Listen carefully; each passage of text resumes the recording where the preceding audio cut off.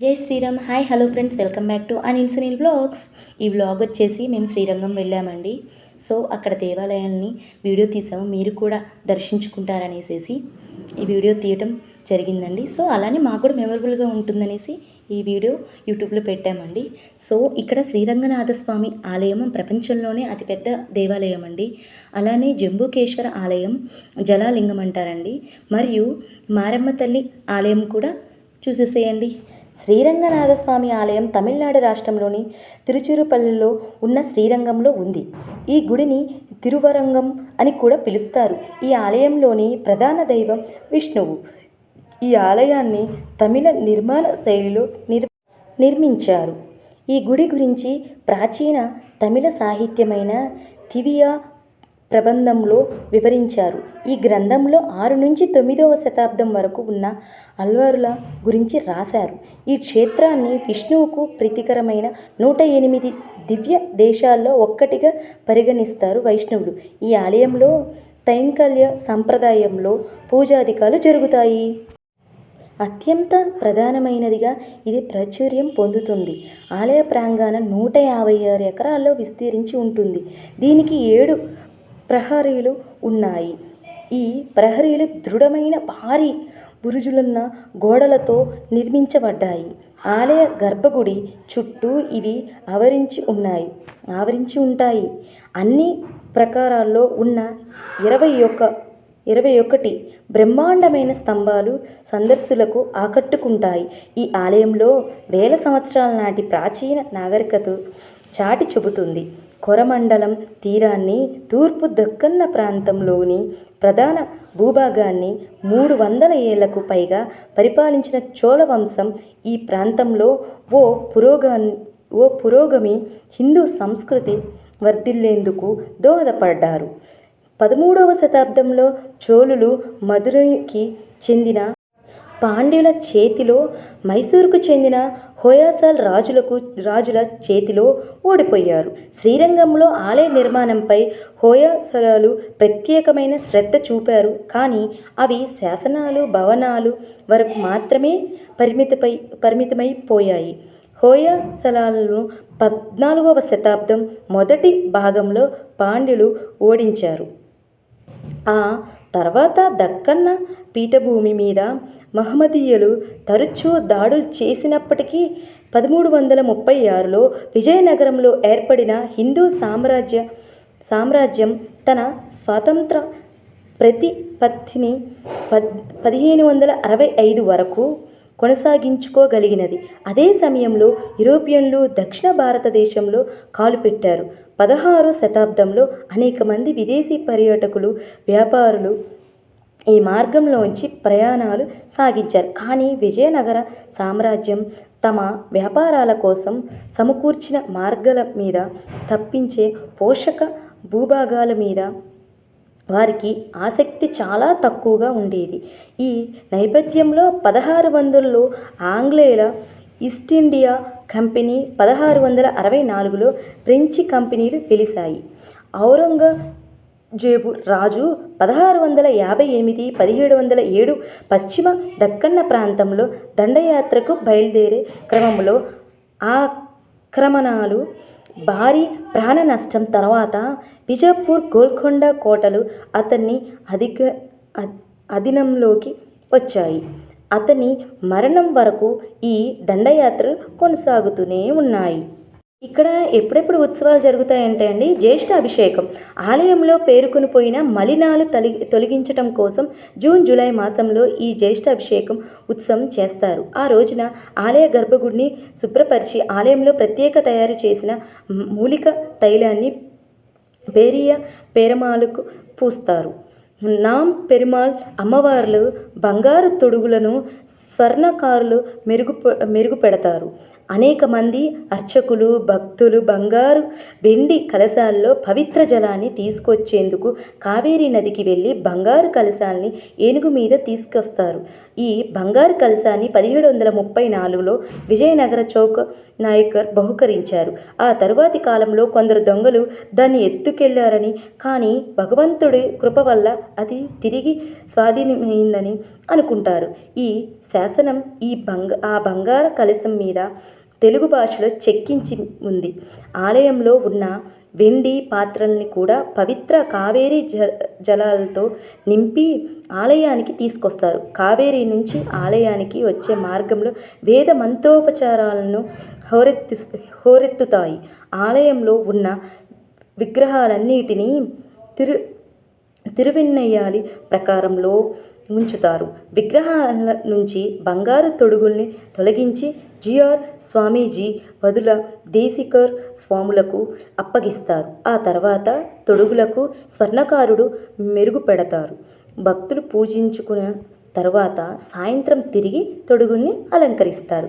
పవిత్రోత్సవం నిత్యం నిర్వహించే పూజల్లో సంభవించే లోపాలు సరిదిద్దుకునేందుకు ఈ ఉత్సవాలు నిర్వహిస్తారు. ఈ ఉత్సవాన్ని తమిళ్ మాసమైన అని ఆగస్టు సెప్టెంబర్లో పూజాధికారులు దోషాలను తొలగించేందుకు యజ్ఞోపవీతాన్ని స్వామివారికి అలంకరించేందుకు నిర్వహిస్తారు.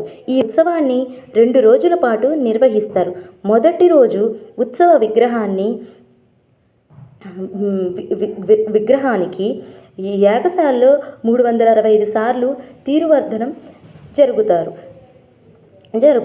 రెండవ రోజు గర్భగుడిలోకి దేవతామూర్తులందరి కోసం 1008 సార్లు తిరువర్ధనం జరుపుతారు. ఈ ఉత్సవ సమయంలో భక్తులందరూ పవిత్రమైన నులు దారాల దండను దేవతామూర్తులకు అలంకరిస్తారు. డిసెంబర్ నుంచి జనవరిలో జరిగే 21 రోజుల పాటు జరిగే ఉత్సవాల్లో దాదాపు 10 లక్షల మంది పాల్గొంటారంటండి. ఇక్కడ శ్రీరంగంలోని ఈ దేవాలయంలో ప్రపంచంలోని అతిపెద్ద హిందూ ఆలయంగా పేర్కొంటారు. ఆలయంలో విష్ణుమూర్తి స్వయంగా అవతరించినట్లు చెబుతారు. 7 ప్రకారాలతో నిర్మితమైన ఈ ఆలయంలో అడుగడుగున ఎన్నో ప్రత్యేకతలు ఉన్నాయండి. వాటిలో ముఖ్యమైన చెప్పుకోదగినది శ్రీరామానుజాచార్యుల వారి శరీరం. ఏంటండో ఏమనుకుంటున్నారు? శరీరమేనండి. శ్రీరామానుజాచార్యులు పరమపదించి 1000 ఏళ్లకు పైగా గడిచిన ఆయన శరీరాన్ని నేటికి ఇక్కడ భద్రపరిచి ఉంచడం విశేషం అండి. సో ఇది మేము చూసేసామండి, చాలా అద్భుతంగా ఉంది. అయితే చాలామంది భక్తులకు దీని గురించి తెలియకపోవడం విచారకరం. కొందరు శ్రీరంగంలోని 4వ ప్రకారంలో ఉన్న రామానుజాచార్యుల ఆలయాన్ని సందర్శించిన అక్కడ ఉన్నది ఆయన దివ్య శరీరం అని మాత్రం గుర్తించలేరు. పద్మాసనంలో యోగ భంగిమలో కూర్చొని రామానుజులు ఇక్కడ శరీరాన్ని విడిచిపెట్టారు. ఆ కూర్చున్న భంగిమలోనే ఇప్పటికీ ఆ శరీరం కనిపిస్తుంది. ప్రతి ఏటా 2 సార్లు ఆయన కోసం ఓ ఉత్సవం నిర్వహిస్తారు. ఆ సమయంలో కర్పూరం, కుంకుమ, పువ్వును ఓ ముద్దగా నూరి రామానుజుల శరీరానికి పూస్తారు. అందువల్ల ఆయన శరీరం ఓ ఎర్రని వర్ణంలో విగ్రహంలా మెరుస్తూ కనిపిస్తుంది. అయితే హారతి ఇచ్చే సమయంలో ఆయన కళ్ళు గోర్లను మనం స్పష్టంగా గుర్తించవచ్చు. కుంకుమ పువ్వు లేపాన్ని అక్కడ అద్దకపోవడం వల్ల హారతి వెలుగులో అవి మరింత ప్రకాశవంతంగా కనిపిస్తాయండి. క్రీస్తు శకం 11-12 శతాబ్దాల మధ్య రామానుజాచార్యులు శ్రీరంగంలో శరీరాన్ని విడిచిపెట్టారు. అప్పటి నుంచి ప్రత్యేక లేపనాలను అద్ది ఆయన శరీరాన్ని భద్రపరుస్తున్నారు.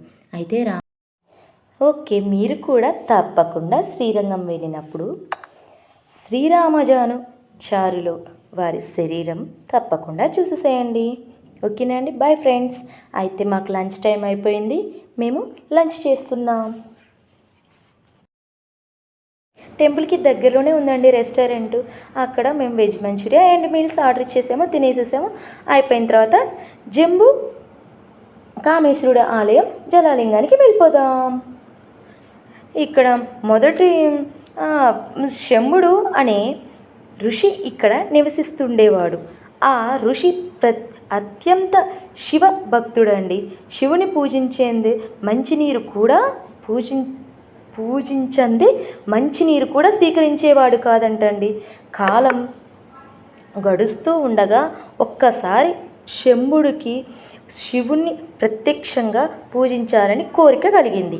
ఆ విధంగా శివుని ప్రసన్నం చేసుకోవడానికి తపస్సు చేయనారంభించాడు.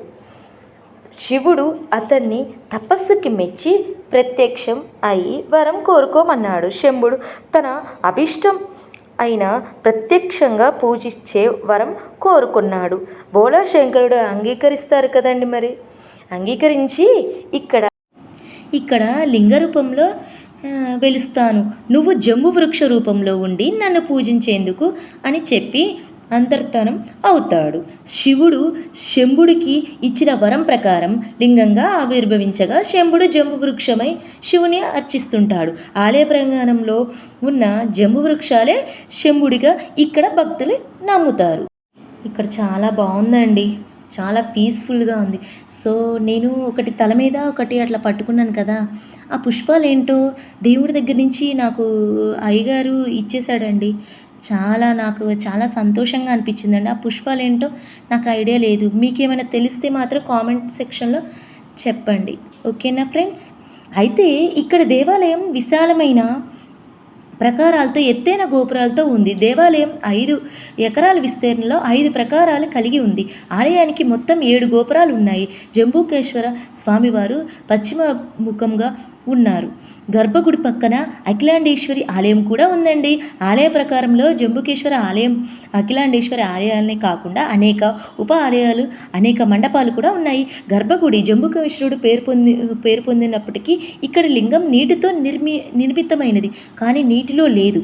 లింగం పానపట్టం నుండి ఎల్లకాలము నీరు ఊరుతూ ఉంటుంది.